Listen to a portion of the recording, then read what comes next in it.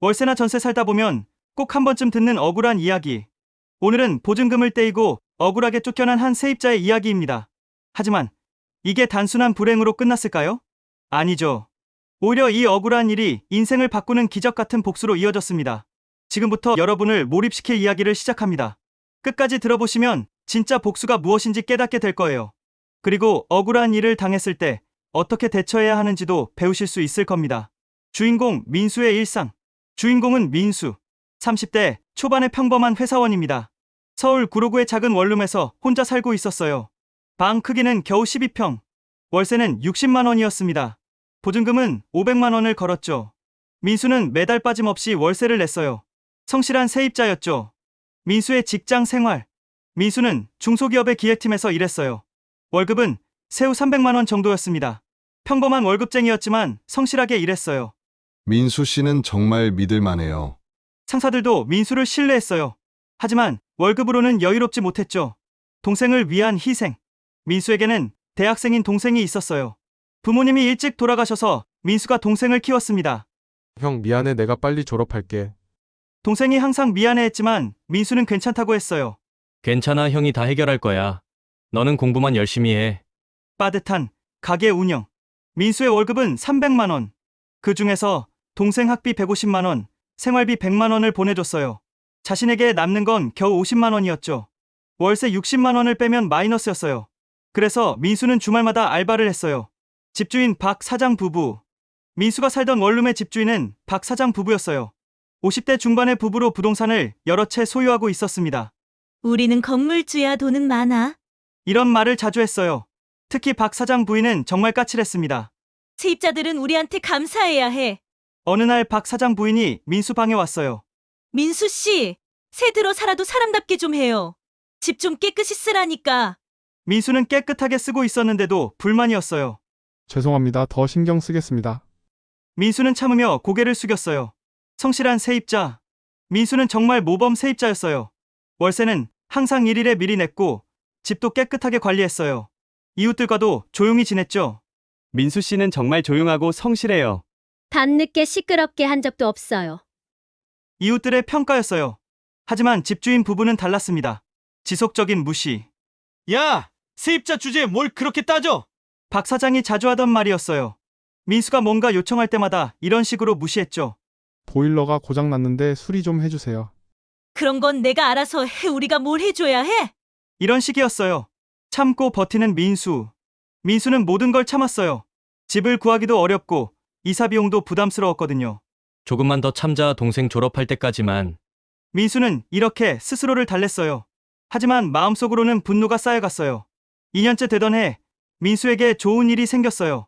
회사에서 민수의 일 솜씨를 알아본 거예요. 민수 씨, 새 프로젝트 팀장을 맡아보세요. 부장이 민수를 불러서 말했어요. 팀장이 되면 월급이 100만 원 정도 오를 예정이었어요. 민수는 정말 기뻤어요. 이제 동생도 편하게 공부시킬 수 있겠다. 여유도 좀 생기고. 민수는 새 프로젝트를 위해 열심히 준비했어요. 매일 밤늦게까지 기획서를 작성했죠. 이번 프로젝트만 성공하면 정말 인생이 달라질 수 있어. 민수는 희망에 부풀어 있었어요. 그런데 어느 날 갑자기 박 사장 부부가 찾아왔어요. 평소보다 더 퉁명스러운 표정이었죠.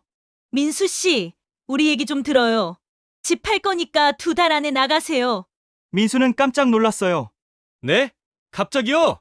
계약 위반 지적. 계약서 보시면 계약 끝나려면 아직 8개월이나 남았는데요. 민수가 당황하며 말했어요. 계약서를 꺼내서 보여줬죠. 우린 집주인이고 급하게 팔아야 할 사정이 생겼어요. 박 사장이 대수롭지 않게 말했어요. 보증금은 천천히 줄 테니까 걱정 말아요. 그래도 너무 갑작스럽잖아요. 이사 준비할 시간도 필요하고 회사에서 중요한 프로젝트를 맡았는데. 민수가 억지로 용기를 내서 말했어요. 뭐, 세입자 주제에 집주인한테 따져? 박 사장 부인이 버럭 화를 냈어요. 우리가 나가라면 나가는 거야. 협박적인 분위기. 법적으로는 보호받을 수 있잖아요. 민수가 조심스럽게 말했어요. 법으로 할 거야? 박 사장이 비웃었어요. 그럼 해봐. 시간 엄청 걸릴 텐데. 그 사이에 프로젝트는 어떻게 할 거야?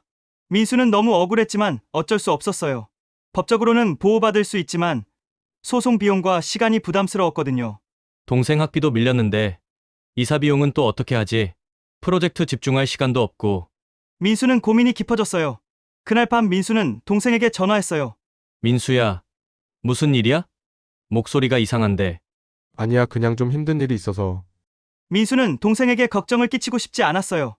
형, 괜찮아? 내가 뭐 도울 일 없어? 괜찮다, 형이 다 해결할 거야. 결국 민수는 한 달 반 만에 집을 나가야 했어요. 이사 비용만 200만 원이 들었어요. 급하게 구한 새 집은 월세가 20만 원 더 비쌌죠. 어떻게 이럴 수가 있어? 민수는 정말 절망스러웠어요.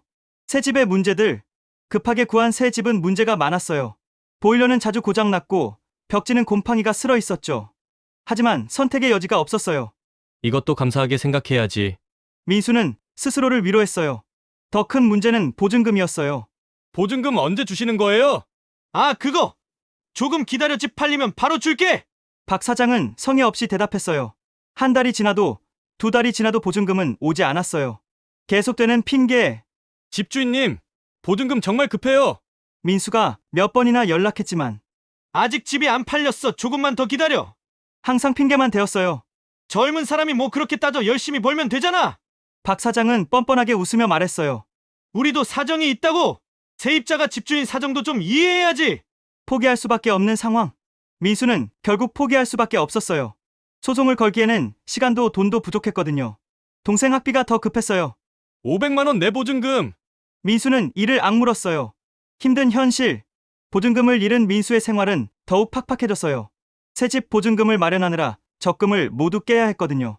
형, 내가 알바라도 할까? 동생이 걱정스럽게 말했어요. 아니야, 너는 공부만 해. 민수는 억지로 웃으며 말했어요. 월세가 20만 원 오른 것도 큰 부담이었어요.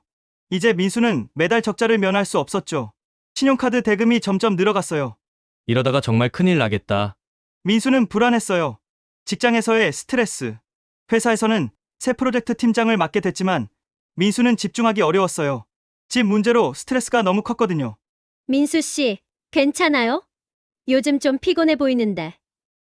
동료가 걱정스럽게 물어봤어요. 괜찮습니다. 조금 일이 많아서요. 집중력이 떨어지니까 프로젝트에도 차질이 생겼어요.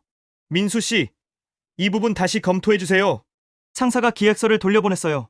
평소 같으면 실수하지 않을 부분이었는데 죄송합니다. 다시 하겠습니다. 밤잠 못 이루는 날들. 밤마다 민수는 잠을 이루지 못했어요. 왜 이렇게 억울한 일만 생기는 걸까? 내가 뭘 잘못했다고? 정말 성실하게 살았는데. 분노와 억울함이 가슴을 짓눌렀어요. 형, 미안해. 나 때문에 고생하는 거잖아. 동생이 눈물을 글썽이며 말했어요. 무슨 소리야, 내 잘못이 아니야. 그 나쁜 집주인 때문이지. 민수가 동생의 어깨를 두드려줬어요. 형만 믿어. 꼭 이겨낼 거야. 대학 동기들이 민수를 위로해줬어요. 민수야, 너무 스트레스 받지 마.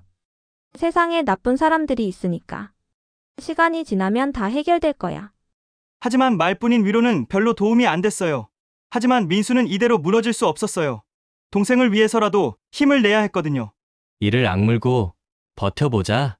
언젠가는 반드시 복수할 거야. 민수가 다짐했어요. 복수는 지금이 아니야. 훗날 더 크게 돌려주겠어. 민수는 분노를 에너지로 바꾸기로 했어요. 억울함을 삼키고 더 열심히 일하기로 한 거죠.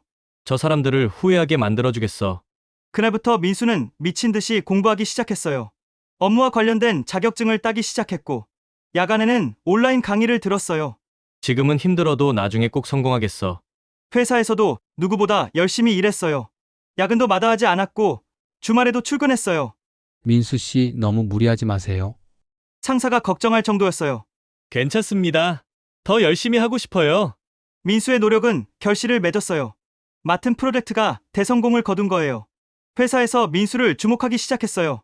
민수 씨, 정말 대단해요. 어떻게 이런 결과를 낼 수 있었나요? 동료들이 감탄했어요. 몇 년 후, 3년이 흘렀어요. 민수는 계속해서 성실하게 일했어요. 그 결과 회사에서 인정받는 핵심 인재가 됐죠. 동생도 무사히 대학을 졸업했어요. 형, 정말 고마워. 이제 나도 돈 벌 수 있어. 민수는 과장으로 승진했어요. 월급도 500만 원으로 올랐죠. 그동안의 노력이 결실을 맺은 거예요. 민수 과장님, 축하드려요. 동료들이 축하해줬어요. 새로운 프로젝트들. 민수가 맡은 프로젝트들은 연달아 성공했어요. 회사 매출에 큰 기여를 했죠. 대표이사도 민수를 주목하기 시작했어요. 민수 과장이 있어서 회사가 성장하고 있어. 그런데 어느 날 특별한 제안이 들어왔어요. 외부 투자자가 민수를 찾아온 거예요. 민수 과장님의 능력을 보고 왔습니다. 저희와 함께 사업을 해보시는 게 어떨까요? 투자자는 구체적인 제안을 했어요. 초기 투자금 10억 원을 지원하겠습니다. 민수 과장님의 기획력이면 충분히 성공할 수 있어요. 같이 해보지 않을래요? 정말 좋은 조건이었어요. 민수는 며칠간 고민했어요. 안정된 직장을 떠나는 게 쉬운 결정은 아니었거든요. 실패하면 어떻게 하지? 동생도 이제 막 취업했는데. 동생과 상의했어요. 형, 해봐 형이면 충분히 할 수 있어. 이제 나도 돈 벌고 있으니까 걱정하지 마. 형의 꿈을 이루라고. 동생의 응원이 큰 힘이 됐어요. 민수는 고민 끝에 창업을 결심했어요. 한번 도전해볼까? 실패해도 후회하지 않을 거야. 민수는 회사를 그만두고 창업에 뛰어들었어요. 처음에는 정말 작은 IT 회사였어요. 직원도 5명뿐이었죠. 사무실도 작은 원룸 오피스였어요. 여기서 시작하는 거야. 민수가 동료들에게 말했어요. 창업 초기에는 정말 힘들었어요. 민수는 하루에 15시간씩 일했어요. 기획부터 영업까지 모든 걸 다 했죠. 성공할 때까지 포기하지 않겠어. 6개월 후 민수의 회사가 개발한 앱이 인기를 끌기 시작했어요. 다운로드 수가 100만을 넘었어요. 대박이다. 정말 대박이야. 직원들이 환호했어요.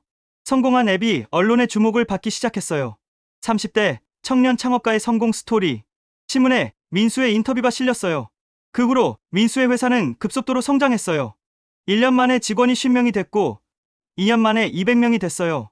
매출도 기하급수적으로 늘어났죠. 민수 대표님 정말 대단해요. 어떻게 이렇게 빨리 성장시킬 수 있었나요? 3년 후 민수의 회사는 업계에서 인정받는 중견기업이 됐어요. 그 지역에서는 꽤 유명한 회사가 된 거죠. 민수는 이제 젊은 사업가로 주목받기 시작했어요. 민수 대표님, 인터뷰 요청이 들어왔는데요. 비서가 말했어요. 민수는 정말 뿌듯했어요. 그때의 억울함이 지금의 성공을 만들어준 거였어요. 그때 쫓겨나지 않았다면 이런 성공은 없었을 거야. 민수는 오히려 감사한 마음이 들었어요. 그런데 어느 날 민수에게 특별한 손님이 찾아왔어요. 안녕하세요. 박이라고 합니다. 귀하의 회사와 하청 계약을 맺고 싶어서 왔습니다. 목소리가 낯익었어요. 알아보지 못하는 집주인. 민수가 얼굴을 들어보니 박 사장 부부였어요. 몇 년 사이 많이 늙어서 민수를 알아보지 못했어요. 사장님, 이번 프로젝트 꼭 우리한테 맡겨주세요. 우리가 경험이 많습니다. 박 사장이 간절하게 말했어요. 민수는 속으로 웃음이 나왔어요. 몇 년 전 자신을 무시하던 그 사람들이 이제 자신에게 일을 구하러 온 거였어요. 그렇군요. 자료 검토해보겠습니다. 민수는 조용히 미소만 지었어요. 다음 날 정식 미팅이 잡혔어요. 박 사장 부부가 정장을 차려입고 왔어요. 사장님, 저희 제안서 어떠셨나요? 박 사장 부인이 긴장하며 물어봤어요. 민수는 천천히 대화를 시작했어요. 사업하시기 전에는 뭘 하셨나요? 부동산 임대업을 했었습니다. 박 사장이 대답했어요. 원룸 같은 걸 새를 놓으셨나요? 네, 그렇습니다. 민수가 천천히 입을 열었어요. 혹시 몇 년 전에 세입자를 갑자기 쫓아낸 적 있으시죠? 보증금도 안 돌려주고요. 박 사장 부부의 얼굴이 굳어졌어요. 그런 일이 있었나요? 그 세입자가 바로 저입니다. 민수가 조용히 말했어요. 회의실이 정적에 휩싸였어요. 박 사장 부부는 말문이 막혔어요. 그때 기억나시죠? 젊은 사람이 뭘 그렇게 따지냐고 하셨잖아요. 열심히 벌면 된다고 하셨죠? 세입자 주제에 집주인한테 따지냐고도 하셨고요. 민수의 목소리는 담담했어요. 분노가 아니라 차분한 톤이었죠. 세부적인 기억들. 제가 프로젝트 때문에 이사를 미뤄달라고 했을 때도 우리 사정도 이해해야 한다고 하셨죠. 보증금 500만 원은 아직도 못 받았고요. 민수는 하나하나 기억을 떠올렸어요. 그땐 그럴 수밖에 없었어요. 정말 급하게 집을 팔아야 할 사정이 있어서. 박 사장이 변명을 늘어놓았어요. 보증금도 나중에 드리려고 했는데 연락처를 잃어버려서. 연락처를 잃어버렸다고요? 민수가 웃었어요. 제가 몇 번이나 전화했는데 안 받으셨잖아요. 나중에는 번호까지 바꾸셨고요. 박 사장 부부는 할 말이 없었어요. 민수의 냉정한 대답. 변명은 필요 없습니다. 오늘 계약은 취소하죠. 저희 회사는 정직한 파트너와만 일합니다. 민수의 목소리는 단호했어요. 간청하는 집주인. 사장님, 제발 한 번만 기회를 주세요. 저희가 정말 잘못했습니다. 박 사장 부부가 간청했어요. 요즘 경기가 어려워서 일이 없어요. 이 계약이 안 되면 저희 회사가 문 닫을 수도 있어요. 회의실에 있던 민수 회사 직원들도 놀랐어요. 대표님이 이런 일을 당하셨다니. 정말 너무한 것 같은데요. 직원들이 웅성거렸어요. 굴욕감에 빠진 집주인. 박 사장 부부는 고개를 숙일 수밖에 없었어요.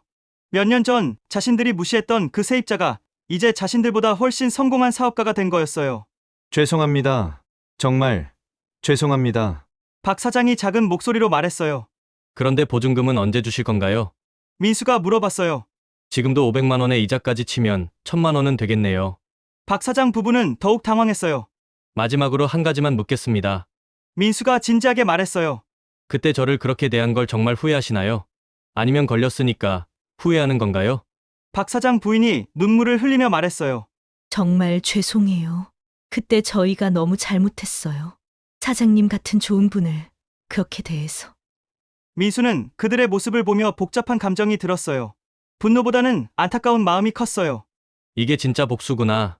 상대방을 무너뜨리는 게 아니라 내가 더 높은 곳에 올라서는 것. 민수는 속으로 생각했어요. 계약은 취소입니다. 하지만 보증금은 받지 않겠어요. 민수가 최종 결정을 내렸어요. 그 돈으로 직원들 월급이나 제때 주세요. 박 사장 부부는 초라한 모습으로 회사를 떠났어요. 대표님 너무 관대하신 것 같은데요. 직원이 말했어요. 복수는 이미 끝났어요. 민수가 웃으며 말했어요. 옛날 원룸 앞에서. 며칠 후 민수는 동생과 함께 예전에 살던 원룸 앞에 섰어요. 여기서 쫓겨났을 때 눈물도 많이 흘렸지. 하지만 그 덕분에 내가 이 자리까지 올 수 있었어. 민수가 감회에 젖어 말했어요. 형 정말 대단해. 그때 그 집주인들 얼굴 봤으면 좋았을 텐데. 동생이 신이 나서 말했어요. 근데 형은 왜 보증금을 안 받았어? 복수라는 게 상대방을 괴롭히는 게 아니야. 내가 더 높은 곳에 올라서는 거지. 민수가 동생을 바라보며 말했어요. 그들을 보니까 이미 충분히 후회하고 있더라.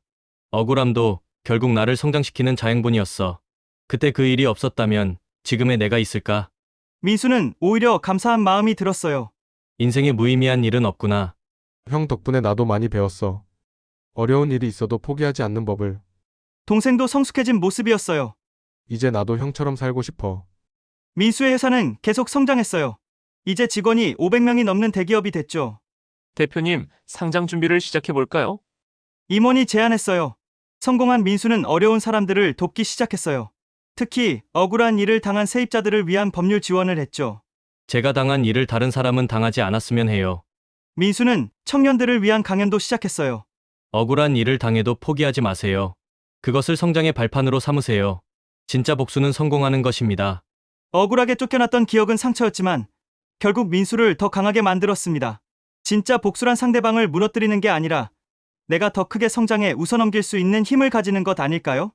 여러분도 억울한 일을 당했을 때 분노에 휩싸이지 말고 그것을 성장의 발판으로 삼아보세요. 그것이 가장 완벽한 복수입니다. 어려움이 올 때마다 이 이야기를 기억해 주세요. 모든 시련은 여러분을 더 강하게 만들어줄 거예요. 오늘 영상이 도움이 되셨다면 구독과 좋아요 부탁드립니다. 댓글로 여러분의 경험담도 나눠주세요. 다음에도 더 좋은 이야기로 찾아뵙겠습니다. 감사합니다.